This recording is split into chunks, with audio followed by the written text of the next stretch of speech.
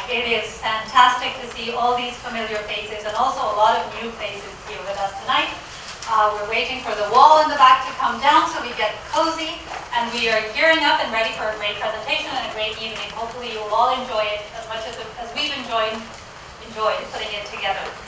So this event, as you all know, comes together as an effort, a joint effort of a lot of groups and associations. So nowadays we are 11, I'm correct. So the CCPA, Canadian Colombian Professional Association, I'm sorry, you should never say your name first, but yes, the CCPA, LPMN, Latin Project Management Network, Hispanotech, Javerianos in Canada, which is the Alumni Association for Javeriana University in Colombia, Exatec, Tecnológico de Monterrey, University of Mexico.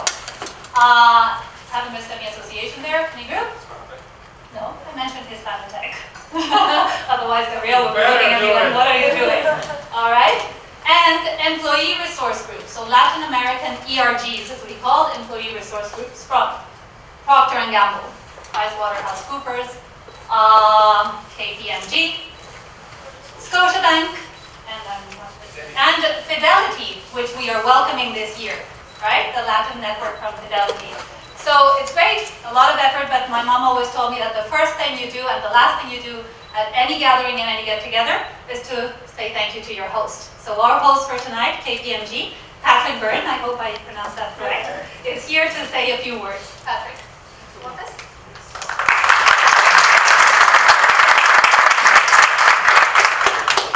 Good evening, buenas noches. My name is Patrick Byrne, the gringo who apparently speaks Spanish. Very well. Yes. I just wanted to welcome you all here. I think some of you have already been here for several different events, and I just wanted to reiterate the support that we, the Ibero-America Network at KPMG, get within the firm, and we in turn try to give back to the community. I have to say, over the course of the 4 years that we've had Ian, it's been incredible to see the growth of the Latin American community in Toronto, in the GTA, and it's events like these ones where you get a great turnout, that you see the successes that we're having as a community. And it's one thing that I'm really proud of, even though I know I'm Canadian and everything, but in my heart I am Latin American. I was raised in a Latin American home here in Canada. So I'm very proud to see this, and I just want to see it continue to grow and become successful. So welcome to KPMG.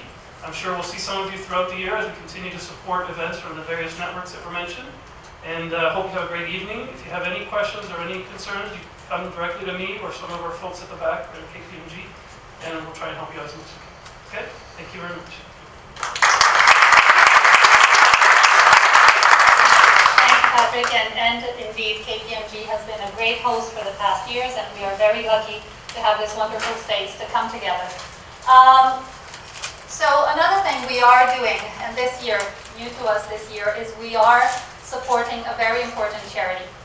And you will get more information about this charity at the end of the event. At the back there is a table for Drawing Alegría. So Drawing Alegría is a charity that supports children with cleft palate in Latin America, and they're starting their surgeries in Colombia this year, so we're very happy to support them.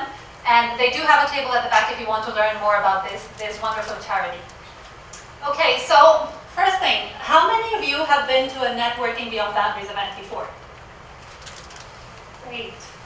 How many of you have been to one before? So this is your second one. Good. How many of you have been to 2 Networking Beyond Boundaries? Okay. How many of you have been to 3 Networking Beyond Boundaries? Yeah, of course, you're in the organizing committee, Francis. You had to be here. Okay, this is our 4th Networking Beyond Boundaries. And now we are renamed, we're the Latin Network Beyond Boundaries. Latin Network Beyond Boundaries. And you can see our brand new logo. We have a logo, we have a website. But to tell us more about our history, what we are and where we're going, I'd like to welcome one of the members of our organizing committee, Alejandro Van Manen, who is from the Latin Network at Procter & Gamble. Alejandro?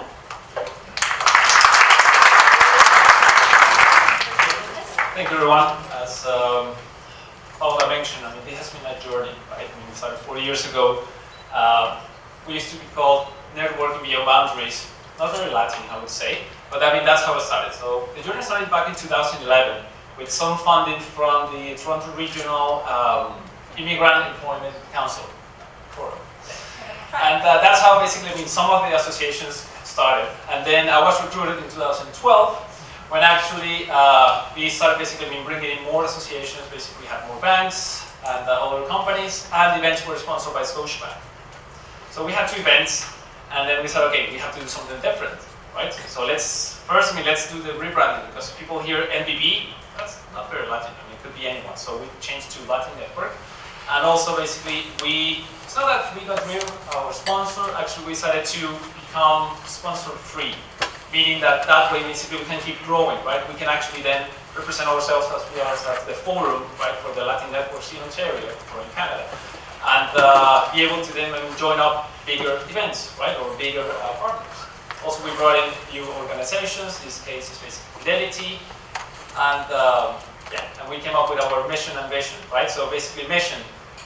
We want to promote the integration of all corporate sponsor or professional associations in Canada. And the vision, it's humble at the beginning, so we want basically to become the place to go in Ontario, ideally go to Canada, and that's why we are here today. Thank you. Thank you.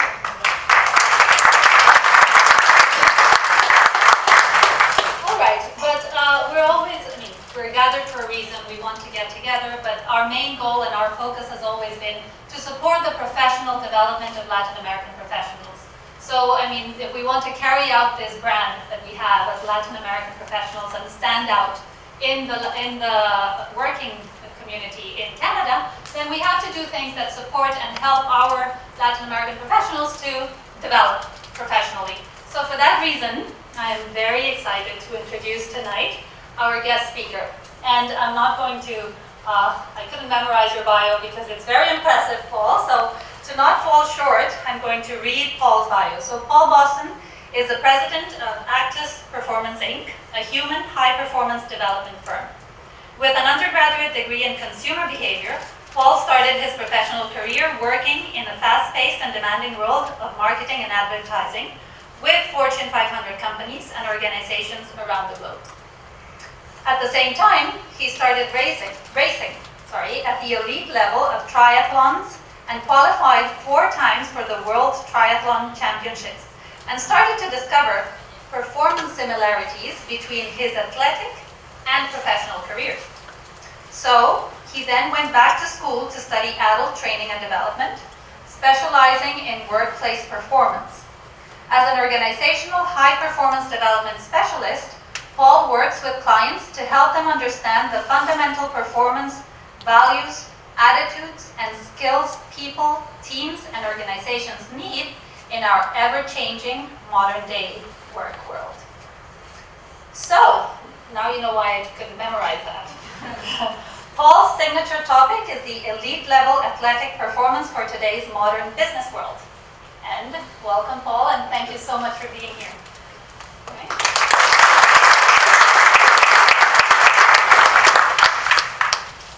Can everyone hear me okay with this answer? If you can't hear me, raise your hand. Oh, hey, those are your questions. We were setting up my mic earlier today, and I was telling the gentleman, I was at a workshop a couple years ago, and we were on break, and the person had the wireless mic going, and they went to the washroom, and they forgot to turn their mic off. So here we are on break, eating food and everything, and all of a sudden we start to hear this conversation coming over the microphone, and then all of a sudden you hear the toilets flash, and we all kind of just stop and look, sure enough, they left their mic on. So I always like doing the sound check to make sure everyone can hear me, and then when we go on break, I just definitely turn this off. But thanks for having me here tonight. It was a great honor when I was asked to speak tonight. I do specialize in human performance skills, and I also did a lot of work a few years ago with internationally educated professionals coming to Canada. So I've incorporated that into what I'm talking about here tonight, just to give you some more perspective and context about where I'm coming from, just not my professional life and my athletic life, but again, so people coming to Canada looking to start a life and a career. So, as Paula mentioned, I was, really advancing up the ranks quickly in the world of advertising and marketing as an advertising guru here in Toronto, working with some very big clients. And we start to experience performance challenges, not too similar, not too diverse from what we're experiencing today in our modern work world. And at the same time, I was moving up through the ranks of triathlons. Has anyone heard of the sport triathlons? It involves swimming, running, and biking. And I've raced all over the world. It's a sport that's just growing. And I also grew with the sport. And I used to see a lot of performance challenges that were similar in my sporting life and in my professional life. Yet in the professional world, we weren't able to capitalize, say, on challenges. Where in the athletic world, we were able to really capitalize on, say, a setback or a failure and bring ourselves forward to our next level of performance. And that was kind of my awakening, so to speak. That was my aha moment. All of a sudden I realized, I've been a high performance person my whole entire life. Ever since I was a teenager, I used to cross-country ski for Canada. I was racing at the national level. So I was always around high performance coaches and psychologists. So I started to put the two worlds together. And I started to ask myself, why do some people perform well, but not great? Why do some people experience a failure and setback and carry forward, and other people don't? And why do some people have that innate ability to tap into their very unique gifts, understand what they are, and can turn them around and make a life out of them, whether it's in their career or outside their career, maybe doing something in the volunteer sector. So that's what kind of led me to creating Actis Performance, and it really brings those two worlds together. And tonight I'm going to basically give you a lot of information. So if you've got notepads, you can take a lot of notes. I always love giving people lots of information because at the end of the night, I'd like you to take one or two things away that you can actually use in your career, whether you want to advance up in the current role you're in now, make a career change, or start a business. And when I'm done talking, we're going to do a group exercise. If you notice, there's colors along the wall that correspond with your colors on your name tag. We're going to do a little networking exercise after, just to get you kind of in the mode of networking and meeting people and understanding the value of networking as it pertains to moving your career beyond the next level. Questions? Comments? Okay. Nothing. Nothing.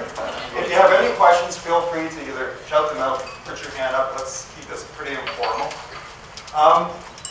This is what we used to go by in the corporate world, and even in our personal lives, we'd set goals and accept results, and that worked during an era where we would go to university, go to college, graduate, get a job, work at a company for 20, 30, 40 years or whatever, and move up the corporate ranks. And that was a very linear world.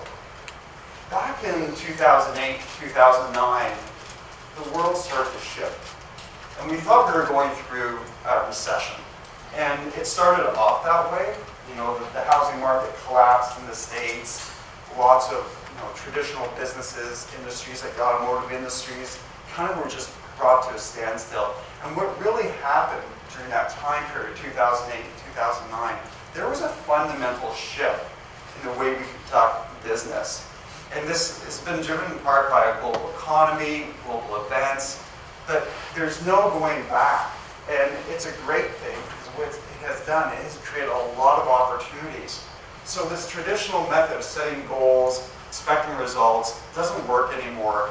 And you might have heard in your professional lives, performance management systems, how they don't work in big corporations anymore. And there's a lot of talk about, what we have to do with performance management, performance reviews. And a lot of that is stemming from this new business world that we find ourselves in. So that led to the creation of our performance model here at Actis Performance. And we really look at the performance DNA. So that's the attitudes and values that high-level performers have.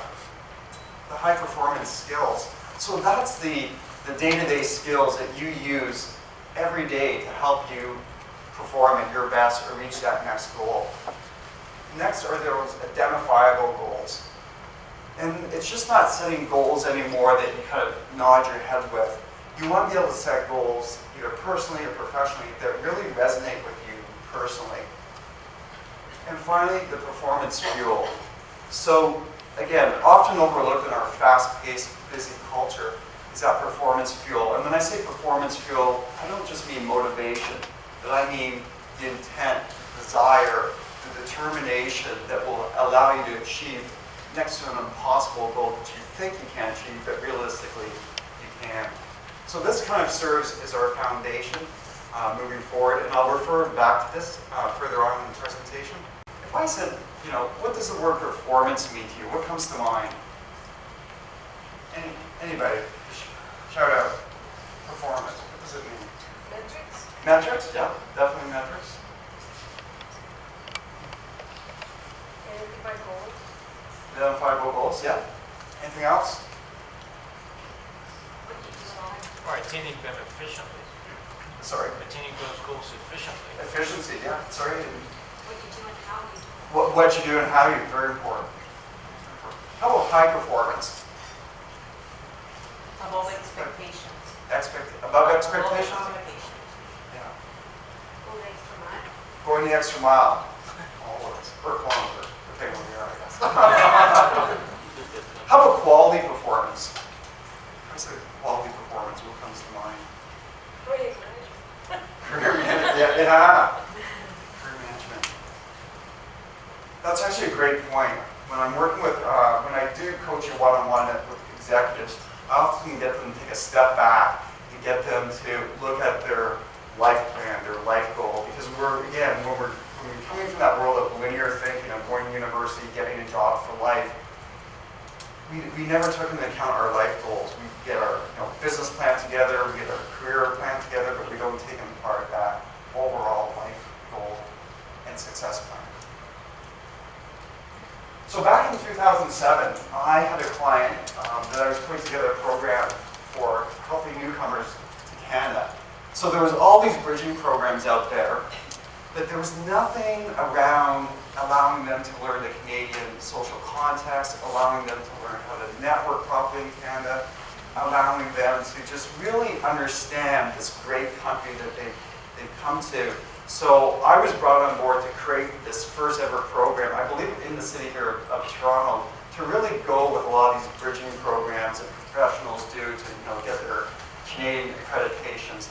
And I was amazed by, I met people from all over the world, but I was amazed by their determination, their goals, their vision that they had come to Canada. They were looking to really just not have a Canadian life, but really have that Canadian experience. And the opportunities were enormous, and they still are. There were so many programs, and they've just grown over the years. Newcomers now can get bank loans pretty easily. There's all sorts of things in place that the government has put in place, such as TREAC. It's actually helped us form this organization here that have allowed us to create great opportunities. But at the same time, when we had that fundamental shift in the market economy back in 2008, 2009, technology now has been able to drive businesses and create a lot of opportunities. So, the way we communicate to our clients, the way we deliver our products and services has completely changed. The world is a smaller place and has created a lot of opportunities for people to advance their careers or start their own businesses. But the challenge. So when I was working with these newcomers in Canada, the biggest challenge they had was getting that Canadian experience. That's all I heard about. Canadian experience, what does that mean? Tell me, what does it mean? And then, getting a bank loan. So that was another big challenge that they had to overcome. And it was, it could be to start a business, it could be to buy a house to sell their family.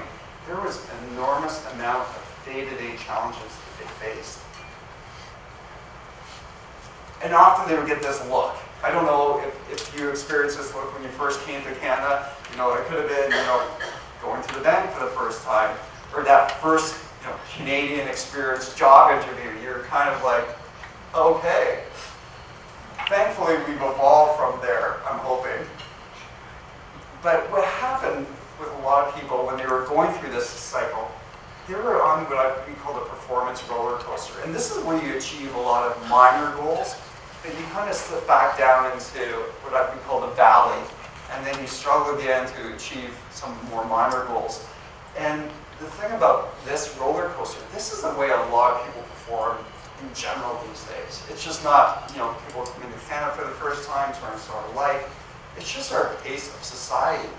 And the thing about performing this way, it can be very subconscious. We could, not be aware that we're performing this way, and it actually can become a bit of an addiction because you're kind of in that fight or flight mode all the time. There's a bit of an adrenaline rush. But what happens, we start to lose our picture of why we came to Canada, to start a life, to all those sort of things that gave meaning to those goals and reasons for taking a big risk start to dwindle when we start performing like this. So we'll get into some exercises that will allow you to kind of reevaluate the way you perform personally and how you can start basically changing your performance tomorrow. So working with the newcomers, this is the performance environment that they were in. Uncertain job market, experiencing setbacks, big ones, small ones, lots of negative thinking, and no plan B, which, when I work with clients, sometimes they say, that's a great thing, right? Having no plan B. Can anyone relate to this? Was it long ago that you were kind of in that mindset, or was it like last month? Great, correct. So you go through that, phase, whatever we want to call it, that transition phase, and you arrive and you get that first Canadian job, and you're kind of saying, done, I made it.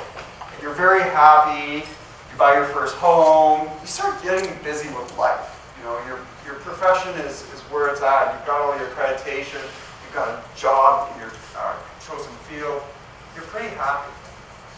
The question is, what's next? So what's next? That's why we're all here tonight, right? What's next? Sorry?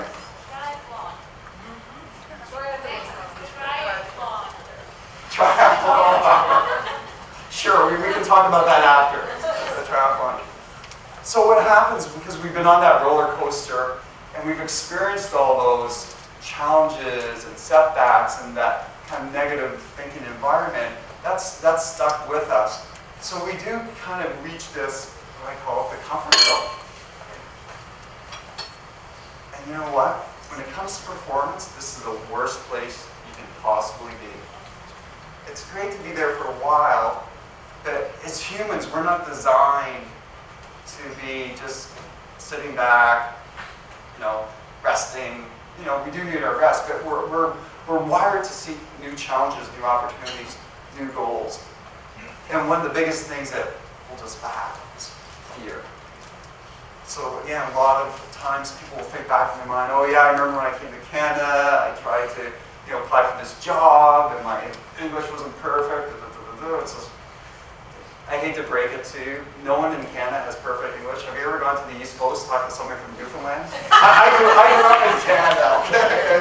I have a hard time understanding. You have to stop and listen to them. So when I was working with a lot of newcomers in Canada, I said, don't get hung up on your accent. Just keep working away at speaking. Toastmasters. Does anyone belong to Toastmasters here? It's one of the best things you can possibly do to improve your communication skills, networking skills. It's like an all-in-one. It's basically like a silver bullet. You get a lot of bang for your buck. So if you don't belong to a Toastmasters group and you're looking to take your career to the next level, that is one action item you can walk away with from here tonight and do. So the performance challenges. We talked about a few. And again, they're not unique to people that are coming to Canada looking to start a life and build a career. Performance challenges are the reality of doing anything outside your comfort zone. And again, you might have that innate sense of, I'm doing something that's my calling, or I want to do this, and it's all in your mind or in your heart, but, fear is holding you back. There's something, you're waiting for something mystical to come through your life. And that's kind of where personal development and self-development is misleading. They tend to create this picture of the challenges and the performance plateau you want to get to, and the next plateau you want to get to, the steps. it's a blissful walk. You know, you'll never have setbacks, you'll never have any challenges. And it sells a lot of books and seminars, and that's why a lot of people are motivated when they leave those workshops, and then the motivation tanks, because that's not the reality. So the reality is sometimes when you are working outside your comfort zone, you're going to be stressed, and you're going to feel like this guy every so often. And, you know, stress isn't a bad thing. It's a part of expanding yourself outside your comfort zone. So when I'm working with my clients, you know, within organizations, I said, you know, find your area of strength and then start to expand beyond that. So find that area of strength, it's key, and then start to expand. And then when you get like this guy, then you kind of know you have to take a step back. So there's really two types of stress. There's the good stress and the bad stress. Can anyone think of good stress? The regular routine, trying to get the kids to the school and get them to work. Yeah. Gets stuck. Deadlines, having deadlines, setting goals, having targets, being accountable. Exactly, yeah, and it should be. Again, if you're in your element, you're doing what you really love to do. Those stressful moments should propel you to perform at your peak best. The bad stress, that's everything that looks at, you know, could be anything from what we hear or read in the media. So subconsciously, we're taking a lot of bad stress. It could be having unrealistic deadlines. So you have a very demanding client who wants, you know, a project yesterday as opposed to, you know, 2 weeks from when you agreed to. So understanding the different stresses and learning to manage them and recognizing them goes a long way to really elevating your performance. And this is what, you know, performance science looks like at the really basic. At the side there we have performance, and along the bottom we have stress. You see, we need stress to perform at our best. However, a lot of people in the Western world, we spend a lot of time in the burnout zone. So again, we're overcommitting, you know, we're not looking after ourselves. There's all sorts of things that lead us to that burnout zone. Overreacting. I was giving a workshop earlier today on managing stress and, you know, how people overreact to things that are out of their control. So understanding stress and being able to leverage it to get you to that next level in your career is really important. Dwindling motivation. So has anyone gone to a workshop or watched something on YouTube or read a book and you're really highly motivated, and then, you know, a day goes by, a week goes by, and all of a sudden motivation tanks? There's a reason for that. So IQ-wise, our head, we're very smart. We can learn a lot of things. We can go to workshops. We can understand the theories. And we can be motivated. So, you know, we can be in that go-for-it mindset. And that's sort of like the New Year's resolutions, why they don't work. So we know, you know, we have to do, you know, fitness is a big thing at New Year's. I'm going to get in shape this year. I'm highly motivated, you know, January 1st. And then, you know, by February 1st, it's gone. The motivation is gone because motivation alone just doesn't work. In order to really, really go beyond boundaries, because that's what we're talking about tonight, you really have to have a sense of certainty. And that's the ID. You want to be able to identify in yourself where it is you want to go. And that's so important if you're just looking to make a career move up the rank in your current company, if you're looking to switch careers. Now you've been in Canada for a while and you've found something else that interests you. Until you have that certainty in you, all the intellect and motivation will dwindle by the side. So, and there's exercises you can do around creating that certainty in your mindset. And then once that certainty is in place, the motivation will start to fuel that. I have met some people, worked with some people, their motivation is so high that they just keep doing whatever it takes, but that's rare. If you take the time to really identify where you want to go and where you want to be, and you can see it, that's the most powerful thing you can do. Sorry, I just want to say that, like, the quality of your goal is what determines the motivation. Like, it's New Year's Eve, and he said, okay, I want to join a gym, and you did it, that was your goal, and you did it, that's why you didn't go more. But if you want to have a great body, and you want to be stronger and feel that you go to the next level with your body, then your motivation will be different because you set it up a different goal, like a deeper goal, something that will work for you and keep you motivated, not only to join the gym, but get results out of it. Yeah. Join the gym is just the first step. Yes, exactly. And a lot of people are great at taking the first step, or talking about taking the first step. So that takes us to goal setting, which is great. And another thing people are great at doing is saying poor goals. Again, sometimes we set these big goals for ourselves, and that's great for a sense of motivation. But where people start to fall apart, they don't have the skill of what we call reverse engineering. So it's taking that big goal and reverse engineering it. What are the small steps that I have to take this year, this month, that's going to get me towards that big goal? And start executing them, because the more active you are in achieving that big goal, that will drive motivation. So it starts to feed off of one another. So those little goals drive big goals, and when you get that big goal, boom, you're onto another big goal that you probably thought was impossible to achieve. But just setting a big goal and writing it down on a piece of paper and forgetting about it, again, that's going to come back, start dwindling away your motivation, and then you're going to say, see, I'm not good enough, or I tried and it didn't work. So it was put bluntly to me early on in my career. There's two types of stories. Stories that people actually achieving things, and there's another story why people don't achieve things. And I thought, yeah, it's as simple as that. Which one am I going to be? So, and it's all around that proper goal setting and having that vision in place.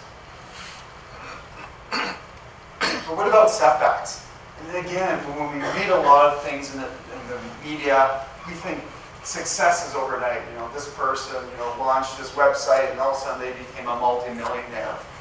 Or, they never had any challenges. Or we sit down and open up a self-help book and we read all this feel-good stuff. And it does feel good, and there's a place for that. But that's not reality. That's not reality, especially when you're looking to move beyond your comfort zone. Setbacks are going to happen. So we want to learn from failures. And again, if we look at our culture, we live in a very risk-averse culture. Even though we have all these opportunities, which is kind of funny, but we're very risk-averse in our culture, in the Western culture. But if we look at some of the great people that have succeeded really well, Thomas J. Watson said, the way to succeed is to double your rate of error. Richard Branson, do not be embarrassed by your failures, learn from them and start again. James Dyson, the key to success is failure. Success is made of 99% failure. And then C.S. Lewis, failures are the fingerposts on the road to achievement. And all these people have achieved great things in their lives, and they are so open and honest when you start to get to know them about what they really went through. And they're all self-made people. One of the things that we can take away from failure and setbacks are the lessons that you learn and then you apply and then you go back at it. So you don't want to keep repeating the same failure, because that's basically a definition of insanity. It's being able to take that time, step aside, and apply those lessons to get to the next place. How many people are very innovative in this audience? Just show of hands if you consider yourself innovative. Innovative, creative, innovative, risk-taking. Risk-taking. So yeah, so you're all aware that if you got that mindset, you probably have your share of failures. So I've taken you through a bit of my background, a bit of probably what everyone in this room has experienced. So what is the solution? What is the solution that we're trying to solve here tonight? By no means that we're not going to solve anything here tonight, but you're definitely going to walk away with some new skills.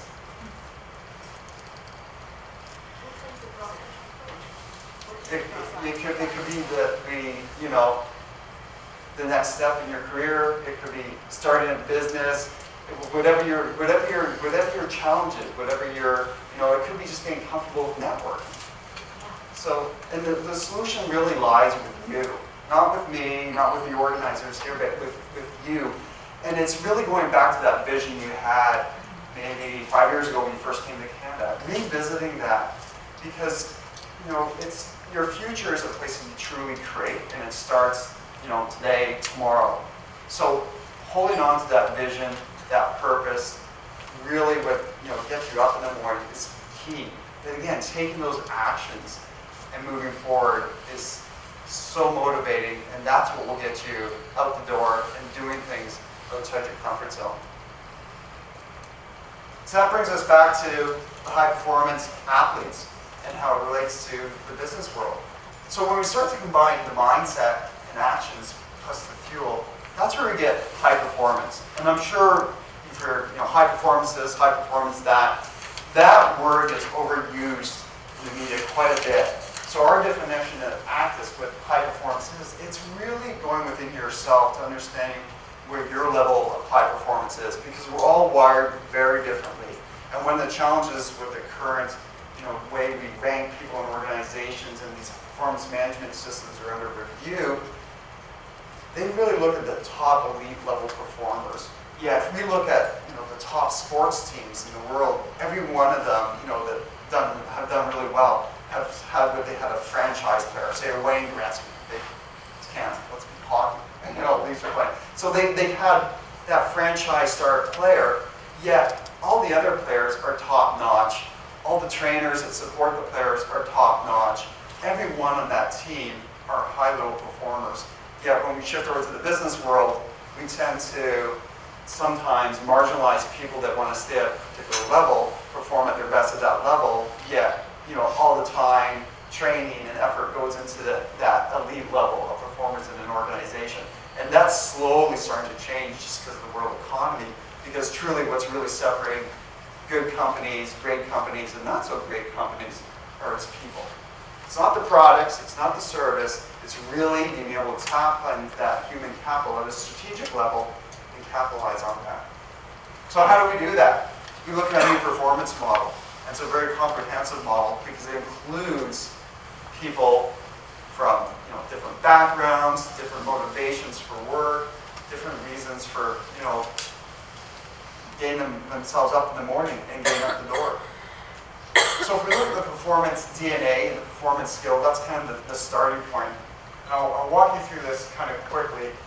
A lot of this stuff is basically a day or two of workshops that I do. Tonight I'm kind of giving you this 10,000-foot view, so you've got a lot of information you can kind of sift through and take one or two key things away. Working with high-level performers, one thing we've learned over the years is that they're passionate about learning. So they are learning 24/7. So they're either going back to school to do something formally, or they're going online or reading a book, but they are constantly learning. Next, high-level performers are all about simplicity and efficiency. So they want to be able to get things done quickly, fast, and effectively. High-level performers are never content. And I see this quite a bit with sales reps. Top sales reps will spend hours prospecting, meeting with people, and when they make that big sale, boom, the next day they're back out there doing the same thing again. They're never content. And high-level performers, this is something within their DNA. And again, you don't have to be a sales rep, but if you have that ability of not being content, where you're kind of just always wanting to do something that's, stretching yourself, that's what's kicking in. Next is excellence. So high-level performers are never satisfied with the status quo. They're always looking to up their game, and it goes right across their lives. They want excellence in everything. So, and it's a very personal thing. So they want to, from themselves, their expectation is being excellent at, riding a bike or swimming or running if they're an athlete, or they want to become excellent at public speaking if that's their goal, or writing. So there's always that drive of excellence. Next is process. High-level performers are all about process.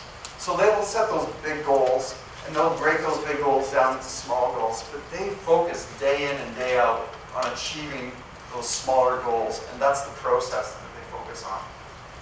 They're very decisive. So they take all the time that they need to make a calculated risk or a prudent risk, and when they do, They don't waffle back and forth. They get right in there, they make that decision, and they carry through and see where it takes them.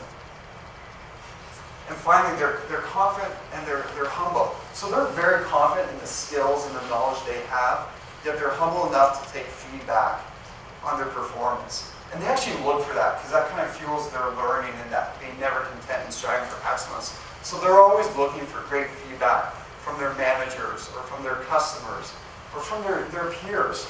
So that's something that really drives their performance. And we hear a lot in the news about millennials. They always want to be handheld and all sorts of stuff like that. And the work I've done with millennials, it's quite the opposite. They're looking for that feedback to perform at a better level. They're not necessarily looking to be coddled or anything like that in the workplace, but they really need that feedback to up their game. So the performance skills, often I get asked, if there's one thing that I can start doing differently tomorrow, Paul, what would it be? And that would be the skill of focus. Because we live in an era of distractions, either from our computers with email, our smartphones, or just stuff that's happening all around us. We're living in an age of great distraction. So having that ability to focus and be focused on what you're doing here and now is a great performance skill, because everything really builds on that. Next is the ability to bounce back. So high-level performers have a real innate sense of being able to bounce back from a failure or setback, and they learn from that and keep moving forward. So they don't spend too much time down in the dumps. They get right back up and keep moving forward. They also have the ability to take risks, and they don't take careless risks. High-level performers are all about taking prudent risks. So again, they're decisive, but they're going to go out and they're going to make educated risks based on market information, based on people they know in an industry, and then they take that risk and they carry it forward. Next is perspective. High-level performers are all about keeping perspective, and I notice this a lot with leaders, especially that are at the top of an organization. They seem sometimes distracted or not connected to their people, and sometimes people take that personally, but they're very even-keeled. They have to keep things in perspective, especially in large organizations, so they don't get too over the top or too under down here. They're very even-keeled. So keeping perspective on the way things go when you're trying to do something outside of your comfort zone is really important. And next is consistency. So being able to do things day in and day out that's taking you to that next level of performance is really important. And that really comes into play when you don't see results, because we want results right away, and that doesn't happen when we're trying to achieve something. So being consistent, never giving up is really important. Can anyone guess the last skill there? Deliveries. Can be deliveries? Deliver. Yeah, you have to deliver finally. Deliver, yeah, that could be that. Well, I don't know if this is a skill, but hard work. Hard work. Hard work, yeah. Hard work is definitely, that's even can go back to our value system too. Determination. Determination. Has anyone heard of flow? Being in a state of flow, being in the Zen state? This performance skill has been around for thousands of years. But it's starting to get more and more attention in the Western culture, and they're doing a lot of work around being in the state of flow. And what this allows you to do is really focus all your time and energy into the tasks that you're doing at hand. If you've ever been in a state of, you're so engrossed in something, time goes by, you have no idea what's happening around you in your environment, all you're doing is focusing on what you're doing, you're starting to enter a state of flow. And it's really, it's a balanced state, because something has to be stretching you to be in a state of flow, and you also have to be receiving some feedback, some positive feedback simultaneously. So it's a back and forth, and there's more and more research around this, because has anyone heard about the 10,000 hour rule? To become a master at something, you have to put in 10,000 hours. Well, they're actually, outliers, and that research has been around since the early 90s. It's now being challenged by research you're doing with this being in the state of flow performance, that you're able to cut your hours down, because you're just being able to connect with the work that you're doing that much deeper, and it's having that much more meaning and impact on you, basically as a person and intellectually. So it's quite fascinating. So that's something sort of to keep an eye and ear open for. Next is the performance fuel. So this is, everyone thinks, it's all about motivation. And motivation is a big, big word. There's a lot of components that go into motivation, and that's, again, we talked about in the outline here tonight, why motivation doesn't really work. So performance fuel of high-level performers, they have a purpose. So they have a purpose beyond themselves sometimes, of what it is that they're doing. It's well-defined, and they revisit that daily to understand the purpose of the work that they do. Meaning. So coming to work every day, what is the meaning that you get from your work? So is it the great people you work with? Is it the product that you're developing? Is it your clients? So having meaning really helps fuel your performance. Intention. So again, being very intent in your actions really drives performance, because what intent does, it basically causes you to have that quality focus on your work.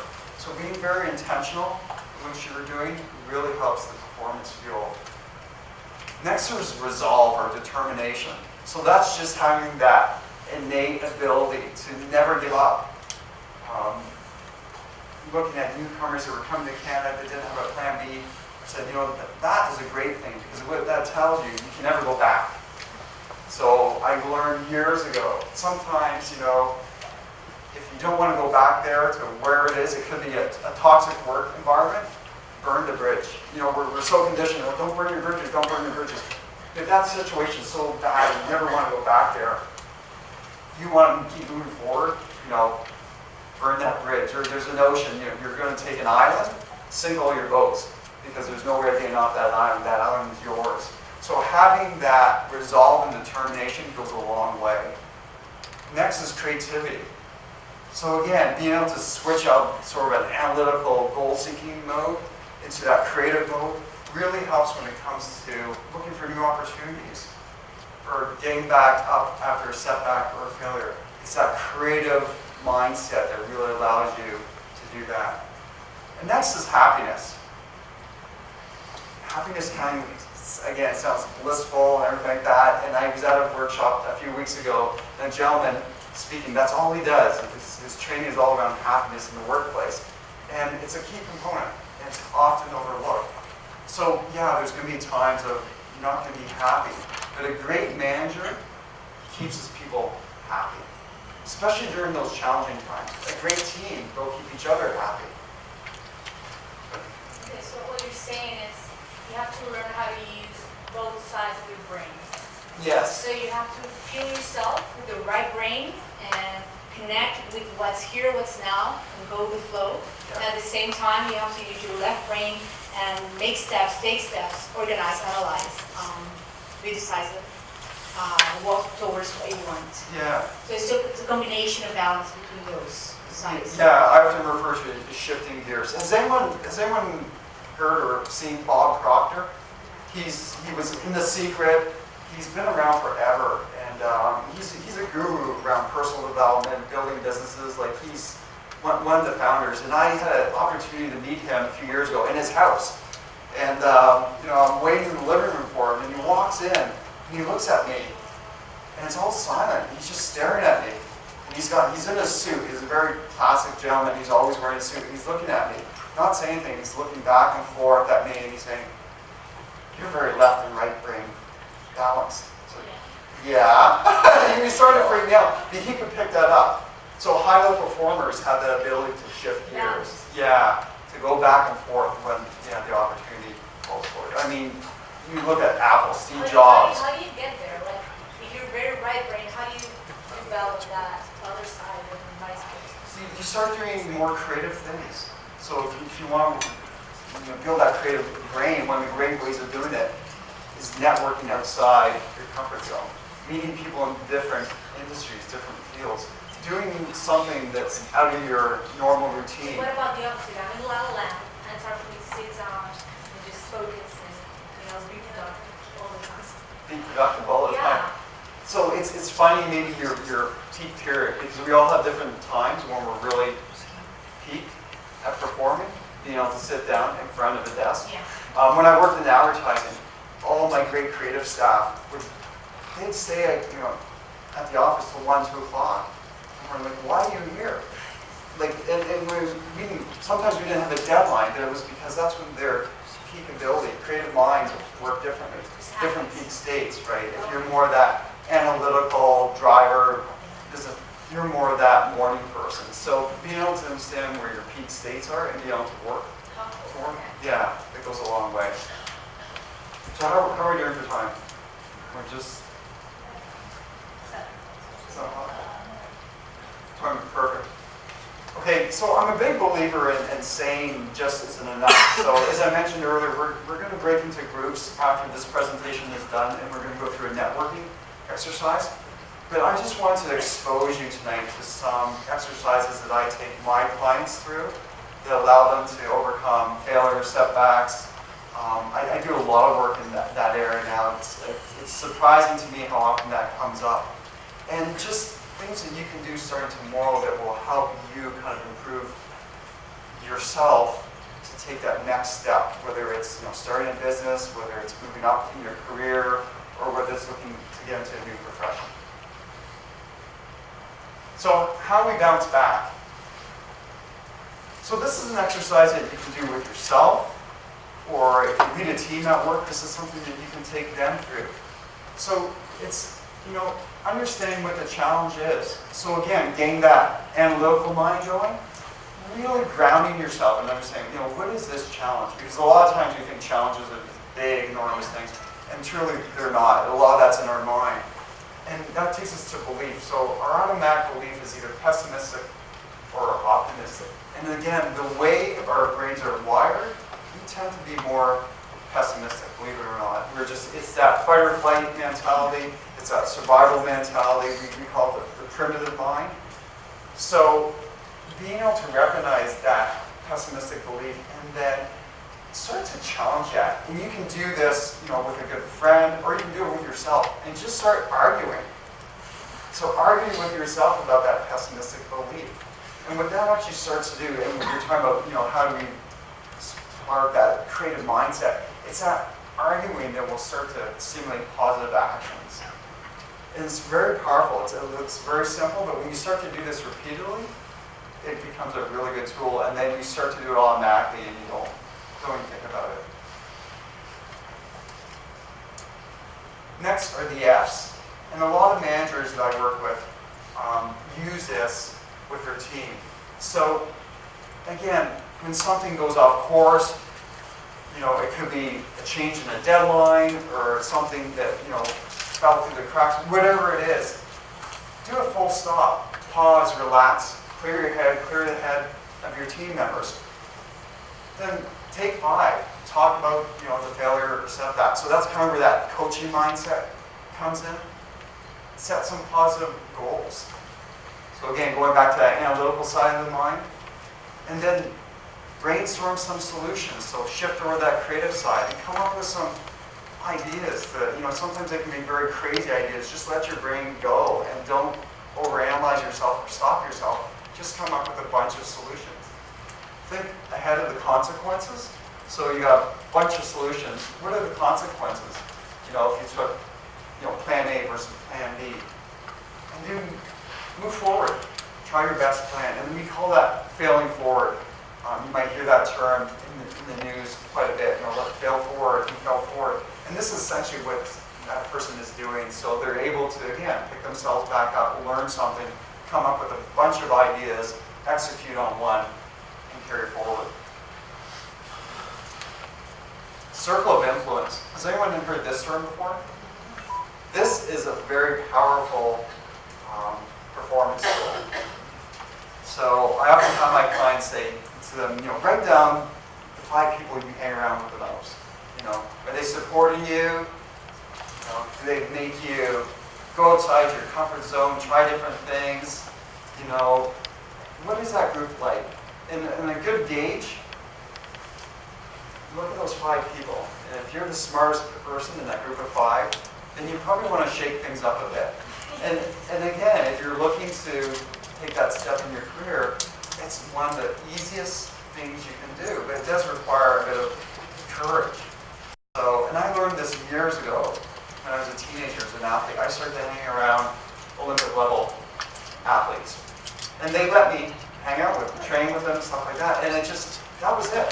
It was nothing formal, and I learned so much from them, and their energy and all of that started to transfer into me. And it's amazing. The circle of influence is very, very powerful. And if you can start to incorporate that, again, just being conscious of who you associate with, or even what you're exposed to, day in and day out from a media standpoint, because that is also part of your circle of influence. Question? During that engagement in investigation, is the people you surround yourself with that help you So circle of influence and how it improves your language. or the people that you deal with, like in your case, as a teenager, like whomever you surround yourself with are actually going to help you either to grow Yes. or move forward. Yeah, and it's very subconscious. So we call it transfer of emotion. So, or transfer of intelligence sometimes. And again, there's a lot of research that's been done around this. So again, high-performing teams, that's why they're all high-level performers, because they're able to transfer things back and forth. And cheerleaders, you always want to have people on your side cheering you on. So the bigger the goal, the more genuine cheerleaders you want to have. So, small goals are easy. They're kind of like an airplane. It doesn't need much runway to take off a small airplane. If you have a big goal, it's like a big jumbo jet. You need a big runway, and on that runway, you want a lot of positive supporters cheering you on. And who are your heroes? So this is an exercise I get my clients to go through. Write down a list of all your heroes. So they go through it, they write down a list of all of them. And what are the attributes? What's the one thing about them that you like? And then narrow it down to 12 things. And then rank those 12 things. And basically what you're doing, you're creating your future self. And those are things you want to be. So right away you create a list of actionable things you can start doing the next day of how to improve your life professionally or personally. And they all interrelate. But understanding who your heroes are and what you admire about them and starting to create a framework around that really says a lot about who you are. And diversity. Toronto is such a diverse culture. Being able to leverage the diversity of Toronto is very powerful. So you can see here's two world-class athletes helping each other out on probably a marathon course. And leverage diversity. And that's why joining Toastmasters is great. If you want to improve your English, if you want to learn to speak the Queen's proper English, as we call it, join, a British Chamber of Commerce event. Get around people that are doing what you want to do. And really start to leverage all the opportunities that we have in this great city to develop your career. Because there's lots of things out there. There's lots of networking events besides this one tonight. And finally, looking after yourself. So, feed the mind. These are things you should do every day. So read something of quality each and every day. If you commute into work, that's a great time to really read or watch something quality on YouTube. Strengthen your body, eat well, get your rest, work out. Find a role model. Role models are very powerful. And again, they don't necessarily have to be in presence, physical role models. They could be somebody online. Social media is great that way. You can have a role model that's halfway around the world. And create a plan of action. So I've given you a lot of information here tonight. If there's one thing you can take away, is creating that plan of action that's going to take you to the next step. And feed your spirit. Again, it's something we take for granted in our fast-paced culture, is being able to feed our spirit. So at the end of the day, anyone journals, that's a great thing. To write down, 2 or 3 things that, really you're grateful for each and every day. And again, that all feeds into being able to move beyond your own boundaries. So, this is a nice little cartoon I always like showing my clients. At the top, it's a very linear path. And then that's, way back maybe in the 1940s or 50s. That's where the world was. I don't think it was even then, but this is the new reality. And this is the new reality for most people.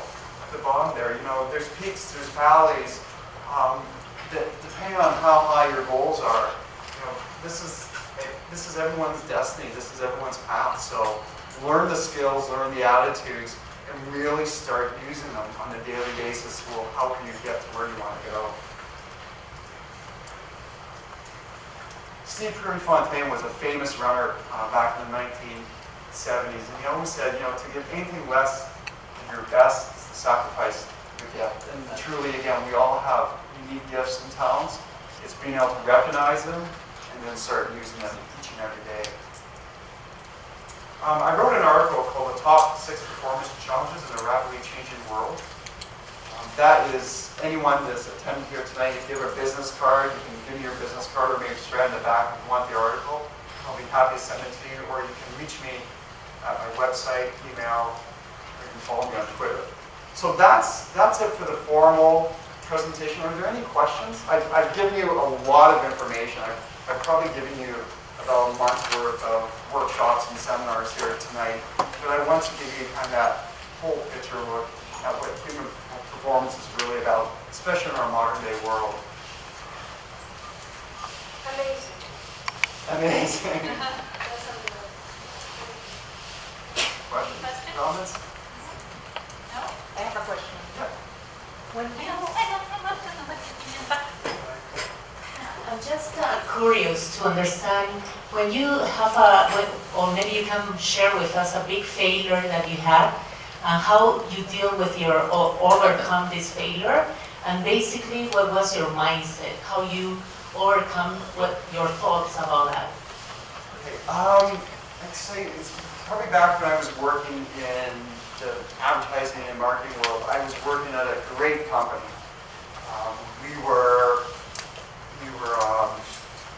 in the marketing research area, and everyone got along so well. Like the whole team, right from the president all the way down, we were like a family. And we were a New York-owned company, and they brought me on board. They stole me away from another company, so they made a big deal. We got Paul Boston, he's coming, and I was friends with a couple of VPs, the president, and it was a 20-minute interview. I was basically into this company. And we were together for 3 years, and then the market started to shift. So we went through downsizing. And there was a lot of people that had been there for a long time. So it was 3 rounds, and I got caught in the third round of downsizing. And I found myself, Tuesday or Wednesday of a week, being given, the box. And it was amazing dynamics, because here the VP of sales was a friend of mine, and the VP of HR was also a friend of mine, and all 3 of us are sitting in this office, and well, this doesn't look good. And so I'm trying to lighten the situation, and my VP of sales, he couldn't stay in the office. He started to lose it, like physically. I thought he was going to cry, and he left. And I looked at my VP of HR and said, well, I guess I'll just pack my things up. And that was kind of a big shock, failure, setback, however you want to call it, because you kind of go through the same things where you lost a stable job, and it was a great job. It wasn't like, oh my goodness, I'm glad to be out there, burn that bridge, never going to go back there. These were my friends, and even to this day, we're still friends. But I remember driving home and thinking, what's next? I had a great package and everything like that, so you kind of went through that bit of a shock, and then you settled into that failure and setback, and then that's where I really started to pull things together, because I had all these skills. I was fortunate enough to grow up in an environment where I learned a lot of these skills that I didn't know I was learning at the time. But I started to really do some inward thinking, and that's what started me to shift over to more of a corporate training development world of a profession, rather than staying in marketing and advertising. So it was going through a lot of those things. I had a great support network. All the VPs from the company were great supporters, even though they weren't allowed to talk to me. They're all calling me up next day to everything. So having that support network, being able to put a plan together on creating next steps, education, finding the next job, that all helped me. So yeah, it's basically everything we went through tonight, and it can happen really quickly, and being able to navigate the ups and downs.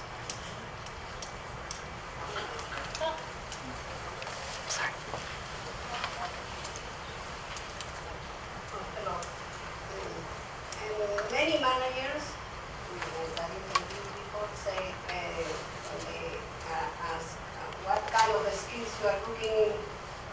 say that people skills or soft skills. But in this kind of world that we live, full of stress, it's very difficult to have that kind of skills. Would you recommend something to improve that? To the skills around stress? People skills. People skills.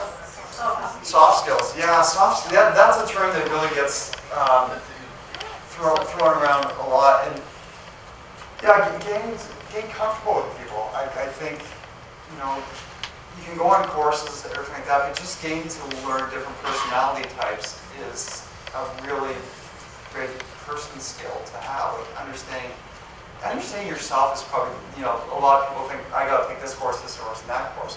One of the best soft skills, people skill, of course, you can do is understand yourself, because once you understand yourself, the way you react to different situations and different personality types, it goes a long way. So there's a lot of things online that you can do around that. One of the best, you know, people soft skills is just the ability to listen. Listen without judgment, listen without any predetermination of answers or solutions. Goes a long way. That help? Yep.